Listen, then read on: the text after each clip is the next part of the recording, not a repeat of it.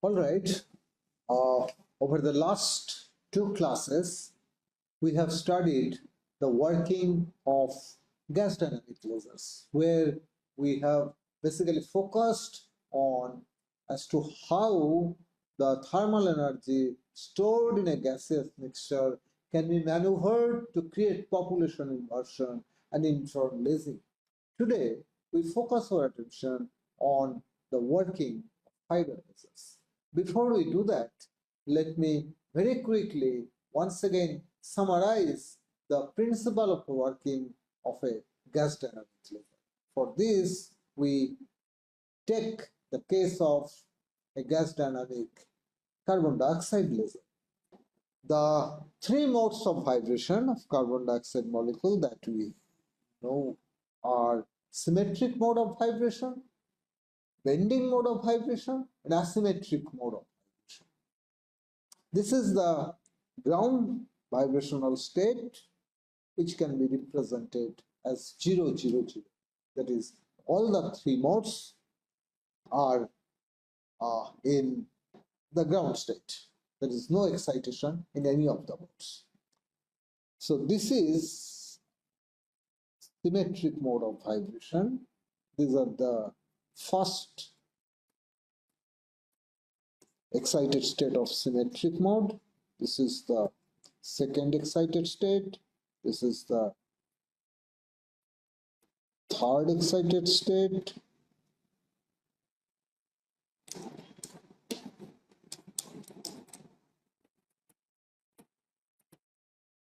And so on. So this we call symmetric vibration ladder. We can call it ladder because the step size is same. This being vibrational energy levels.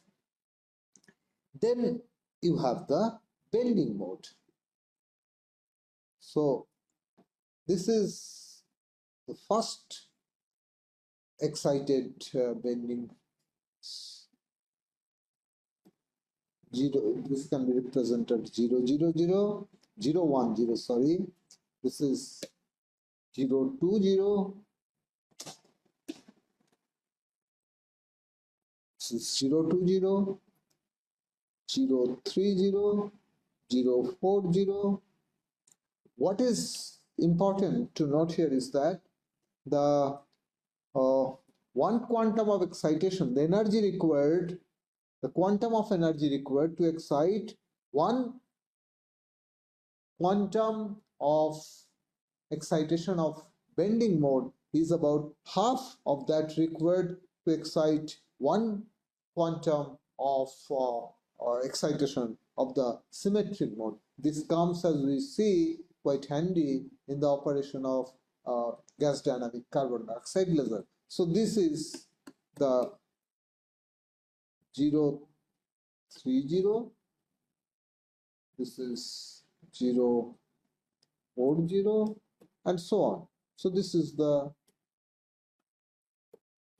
bending vibrational ladder. Then we have the asymmetric vibrational ladder. So this is the first asymmetric excited vibrational energy state. This is the second asymmetric excited vibrational level. This is third, and so on. So this is asymmetric vibrational ladder. So the quantum of energy required to excite one asymmetric mode of vibration is the highest, while the energy required to excite one mode of bending vibration is the least, while symmetric vibration excitation lies in between. Now, when the gas temperature is very low, then most of the carbon dioxide molecule will reside in the ground state. This is well known. Now, as the temperature is elevated, the gas is made hotter. The molecules from the ground level keeps going up to the higher vibrational energy states in all these modes of vibrations. Of course, by satisfying the Boltzmann thermal distribution law for that given temperature to which the gas has been heated to. Now, in this operation, we know that once the gas has been, temperature has been elevated, following that, the gas is rapidly cooled by subjecting it to undergo expansion through a nozzle. And as the expanding gas cools, the population residing at different vibrational levels of each mode of vibration can relax within itself through resonant vibrational collision transfer. Resonant vibrational energy transfer through collision. This process of energy relaxation, vibrational energy relaxation, is extremely fast because the energy stays at vibrational energy only. The form of energy doesn't change. For example, let us assume that this molecule, carbon dioxide molecule, at 200 level, that is CO2, 200, it collides with a CO2 molecule at the ground state, that is CO2 000. So this molecule then can come down to this state. So as it comes down here, as it appears here, its vibrational energy, this energy is released because the molecule has dropped down from here to here by colliding with a carbon dioxide molecule in the ground state. Therefore, this vibrational energy is readily absorbed by this molecule and it climbs up here. This is possible because this energy and this energy is same. So it is resonant vibrational energy transfer. The energy which it releases, this molecule absorbs it. And because the energy doesn't change form, such collisions are absolutely efficient. And all the molecules residing at higher vibrational levels through such vibrational resonant transfer collisions will eventually drop down and get accumulated in this level. Why in this level? Why it cannot go easily further down, that is appear here? That is because a molecule here, if it has to drop down to this ground state, then the vibrational energy that it will release, it has to be transferred as translational energy. That is, it must appear as kinetic energy of this molecule. And because the form of energy changes from vibrational to translational, such processes are much slower compared to this VV resonant energy transfer collisions. So for this, the CO2 molecule in 100 state, if it has to collide with a CO2 molecule in the ground state and come down to the ground state, then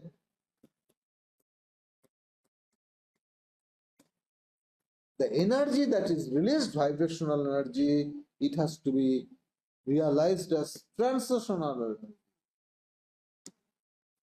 Translational energy. That basically would be the kinetic energy of this ground state. So such processes are extremely slow. However, the same thing would happen for the energy which is stored in the vibrational ladder. The molecules which have climbed up to the higher vibrational levels, bending modes levels, they would also collide within itself, and the energy is relaxed and eventually comes down here. Now, because the bending mode energy of excitation of one bending mode is just half of that of the, is nearly half of that of the symmetric mode. Therefore, another vibrational energy relaxation occurs here, where the CO2 in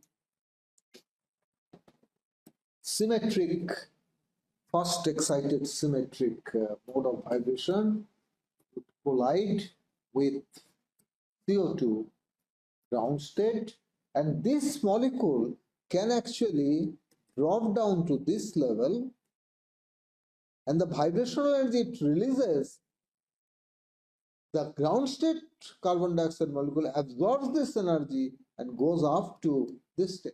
So basically, it results in two CO2 molecules, the first excited bending vibrational mode. So then this actually couples, provides a nice coupling between the symmetric vibrational ladder and bending vibrational. And once the molecule has come here, the relaxation process from this to the ground state, as I said, would be again a slow process, because the energy is now transferred from vibrational to translational form. However, this process becomes even slower there when the amount of quantity of vibrational energy involved is more.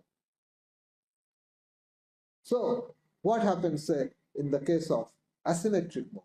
So once again, the molecule here will collide with a molecule in the ground state, and it will come down here, and eventually all the molecule will get accumulated here. So once this is, this is the upper laser level, and these are the lower, this is lower laser level, and 0 to 0 is also another lower level for the operation of CO2 level. You already know this. So now, once the molecules have come here, if it has to come down to the ground state, it will be again a VT relaxation. This much energy has to be transferred as translational energy. And because the energy, vibrational energy that has to be transferred as translational energy is much more compared to this, therefore this relaxation is even slower, much slower compared to the relaxation process from 010 to 000. Therefore, as a new equilibrium takes place, as you have cooled the gas, there is a possibility that at some point the population of this level can become more than either this or this. That means it establishes a population inversion, and lasing can occur both between this transition and this. This will give rise to 10.6 micron band, and this will give rise to 9.6 micron. Now, if you add nitrogen to this gas mixture along with CO2, if you add nitrogen, and if you raise the temperature, then the nitrogen higher vibrational levels also would be populated. And as you know, nitrogens, this is V equal to 1, V equal to, this is nitrogen, V equal to 3, and so on.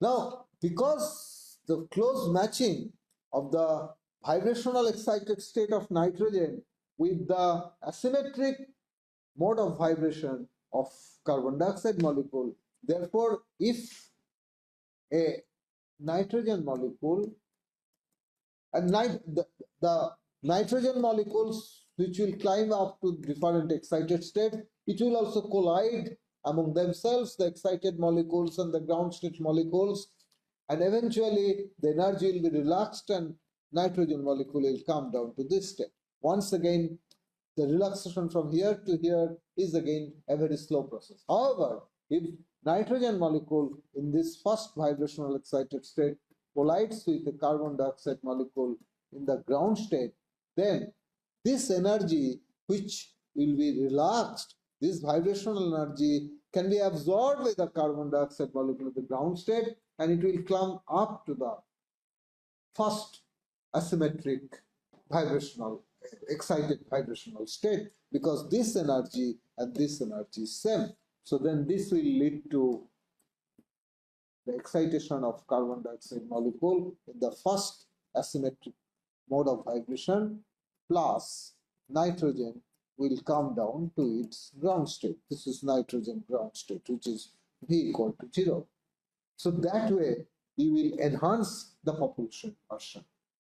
If you add helium with this mixture, then helium is an efficient additive which can remove this vibrational energy through VT relaxation. That means helium plus CO2 and 010 will result in bringing the CO2 down to ground state, and helium will have the transition. However, helium cannot remove this vibrational energy as efficiently as this, simply because the vibrational energy involved here is much more than this. Therefore, you see the addition of nitrogen and helium also makes the operation of the laser gas dynamics laser more efficient. Just in the same way, it actually helps the operation of the conventional carbon dioxide. So I hope you have understood the underlying physics of the operation of a gas dynamic CO2 laser. Basically, how the thermal energy that can be stored in the among the various vibrational levels by elevating the temperature of the gaseous mixture can be maneuvered to establish population inversion between the two energy levels and in turn achieve lasing. All right, with this, let us turn our attention to the working of fiber laser. You see, one of the performance parameter of a laser is undoubtedly its power generation capability. The performance parameter of a laser is often judged by its ability to the generation of power. And it is not surprising that continuous effort has been expended to push up the power output from a laser ever since its invention in 1960. However, as we know, there always exists a challenge in increasing the output power. So why? Because you know that a fraction of the pump power is always dissipated as heat in the active medium. For example, let us consider a operation of a laser based on the 4-level energy configuration. So this is the ground level. So this is the pump level. This is the upper laser level, and this is the lower level. So in the beginning, this is the source or the ground level. Source or the ground level, where to begin with all the species, all the molecules reside in this. Now let us assume that we pump one of the molecule up here to the pump. It then will quickly relax to this, and this is where the lasing transition takes place. So suppose the lasing transition is at wavelength lambda, and suppose we optically pump it. Just consider it is optically pumped. So the pumped photon has a wavelength, so lambda p. Of course, lambda L will be more than lambda P because this energy is less than this. Now see, to generate one photon, you have spent an energy which is more than what the photon is actually has. So this difference of energy, that means this minus this, which is essentially this much energy, stays back into the system. It is eventually dissipated as heat.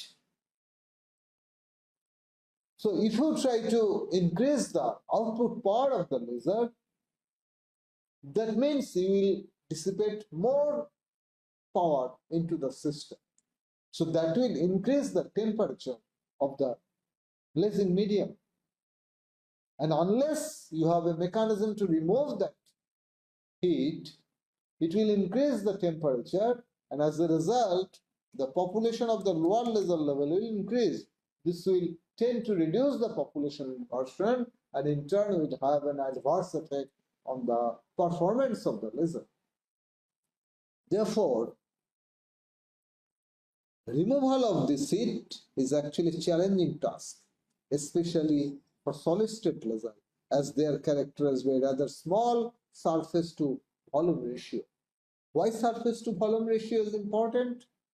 Because you see, a solid-state laser, as you know, is normally in the form of a cylindrical rod that is the host into which the light-emitting atoms are doped. You know that.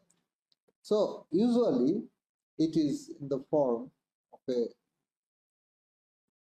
solid rod, is the host. Now, in this, you have actually doped your light-emitting atoms. Now, as a result of lasing, the fraction of the input power that stays back into the system, it heats up this medium. So the heat which is generated inside this rod, it has to diffuse and arrive at the surface, from where it can directly dissipate out into the air, or this heat can be removed by the help of coolant that can be flown around this surface, and the heat will be removed. So more is the surface area, more is the area of this surface, the heat can be removed more efficiently. So for a better heat removal, you would like to have a surface area, a volume ratio should be more. If this is more, then heat removal efficiency is also more.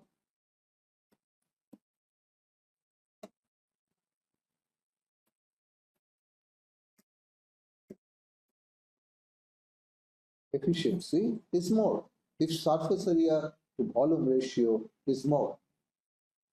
So with increasing power, the laser rod invariably suffers from the effect of thermal lensing that grievously affect the spatial quality of the output beam. If you cannot remove the heat effectively, then as we have seen that it actually results in thermal lensing effect, which greatly affects the spatial quality of the output beam. And further, if the center of the rod would tend to become hotter than the edges, and that actually creates a expansion, uneven expansion. The center would tend to get expanded more compared to the edges because the center temperature is more. That will again generate a mechanical stress which can actually damage the rod. And if you try to create more output power from the laser, by dumping more input power, then this effect will be further enhanced. That's why it is not easy to extract more power from a laser simply by putting more input power.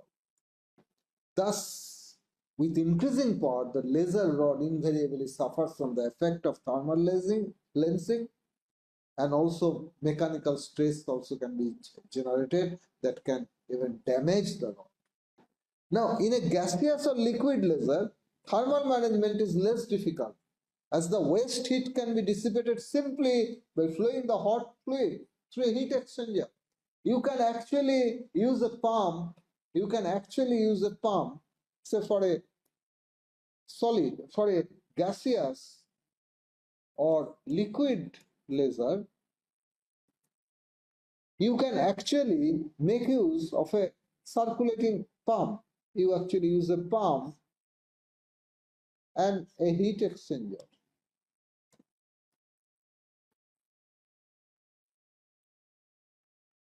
So this hot gas or liquid, hot fluid can be, this is heat exchanger, this is a recirculatory pump.